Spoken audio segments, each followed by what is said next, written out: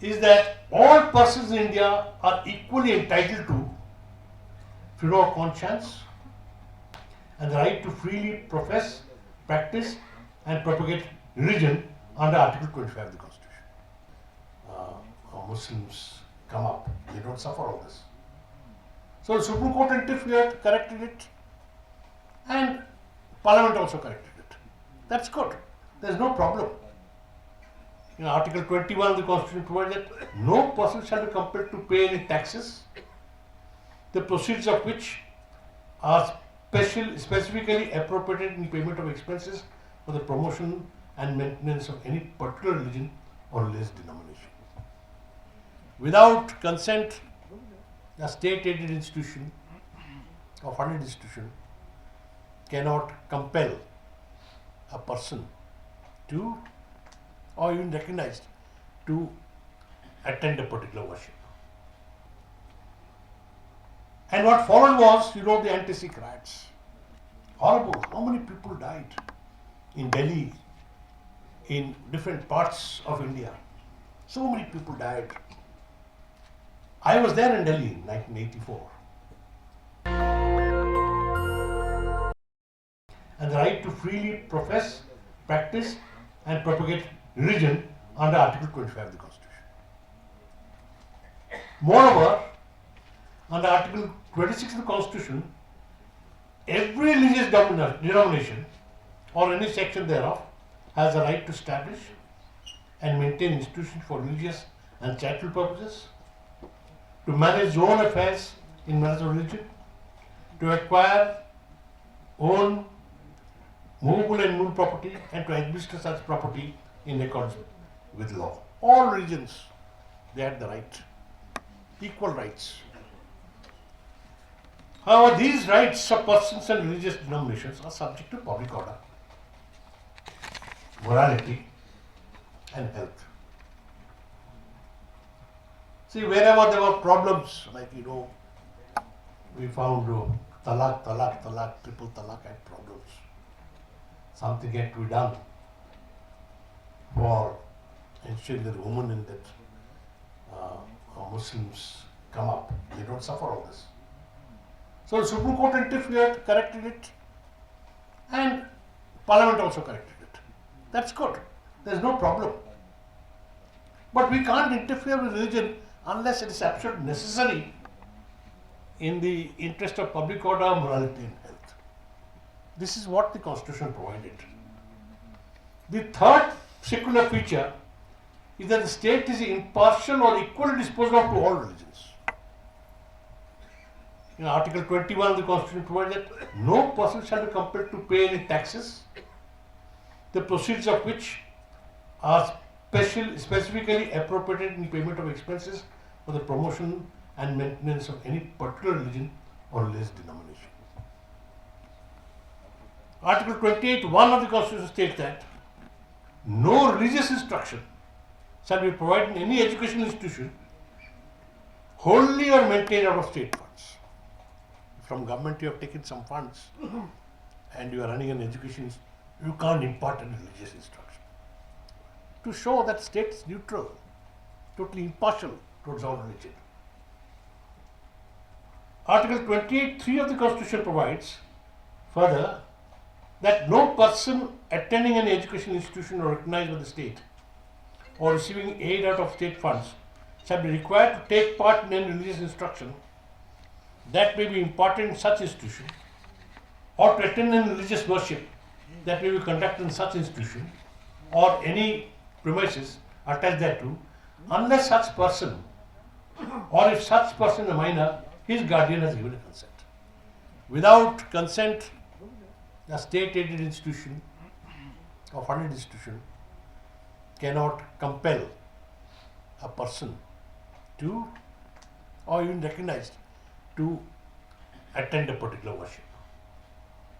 So the consent is required, either the minor's consent or the parent's consent, whether the minor, or the adult's consent.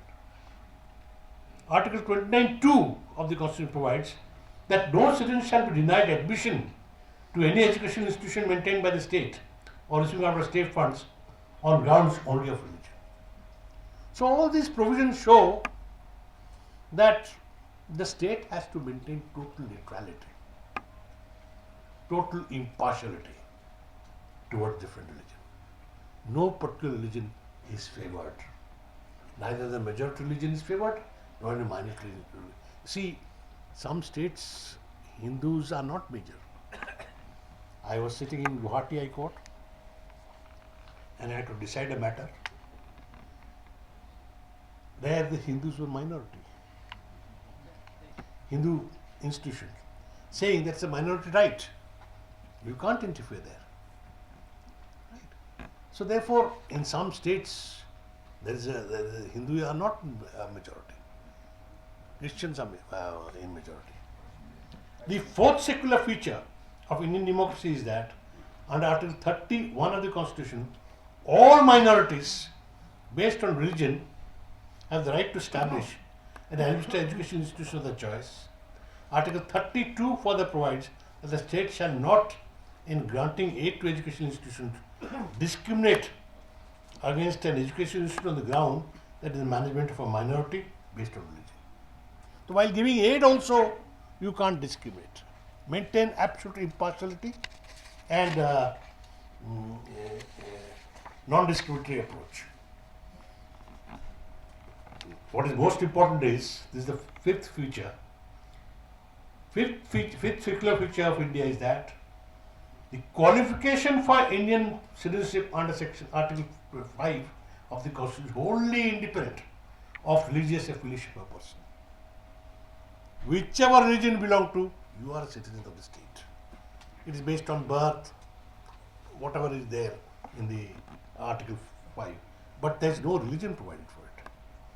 Thus, every person, irrespective of religion, has all the freedoms granted to citizens under Article 19 of the Constitution, and also the right to vote in Indian democracy under Article 325 of the Constitution. So these are the secular features of the Indian Constitution. Secularism is totally provided for in the Indian Constitution, and things were happening well. What went wrong? We also have a democracy. And in a democracy, we have elections. And for elections, they need votes. Political parties need votes. So what happened was, political parties, instead of protecting secularism, instead of not, playing with religious feelings, they started looking for votes. Votes of Hindus, votes of Muslims, votes of Sikhs, votes of Christians. And for power, coming back to power, they started playing with religion. This is where things went wrong after the 1980s. If you remember what was happening in Punjab in 1980s, with a view to get votes, the Congress party started playing the Hindu card. And ultimately, it was Operation Blue Star in 1984. The Sikhs were very badly affected. And it ended up with 2 Sikhs assassinating Mrs. Indira Gandhi. And what followed was, the anti-Sikh riots. Horrible. How many people died in Delhi, in different parts of India? So many people died.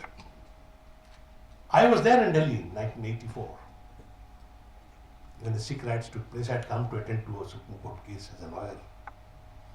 And that very day, Mrs. Gandhi was assassinated. And by evening, there was a bad state of affairs in the entire Delhi. So, once political parties think of getting votes and coming to power, forgetting about secularism, the results are obvious. This is what has happened. Then after Indira Gandhi again, 1986, the Congress party thought of appeasing the Muslim communities. For votes again. Savano case is one. They banned the satiric verses by Salman Rushdie. Then I remember I had to read the newspapers, deals being made by the Imam of Jama Masjid to get Muslim votes. This is referred by the BJP as pseudo secularism of Congress party. This again, one has to be neutral. A political party has to be neutral. Otherwise there is danger to our secularism. Since 1992, the BJP has been trying to get the Hindu majority votes, beginning with the demolition of Babri Masjid. And what followed, is the Hindu-Muslim riots in Mumbai and many other parts of the country. In 2002, there were also Hindu-Muslim riots in Gujarat after the Godhra train incident. Gradually, the BJP secured the votes of Hindu majority in some states and formed governments in the states. Having tasted political success by appealing to Hindu sentiment and playing against the Muslims and the minorities, went after one after the other. You saw the Citizenship Amendment Act 2019, the hijab case in Karnataka, the Gyanvapi Vishwanath complex case despite the Place of Worship Special Provisions Act 1991. Now they are looking at Uniform Civil Code, the Waqf Amendment Bill 2024. These are some of the instances. So the communal harmony in the country has been affected. Whenever I read the papers, I feel very sorry. National Dastak की आपसे गुजारिश है कि अगर इसको बचाना चाहते हैं तो नेशनल दस्तक को सब्सक्राइब करने के लिए रेड कलर के सब्सक्राइब बटन को दबाएं, फिर बेल आइकन की घंटी दबाएं। नेशनल दस्तक को बचाने के लिए बहुत जरूरी है कि हर खबर को शेयर करें, लाइक करें, कमेंट जरूर करें।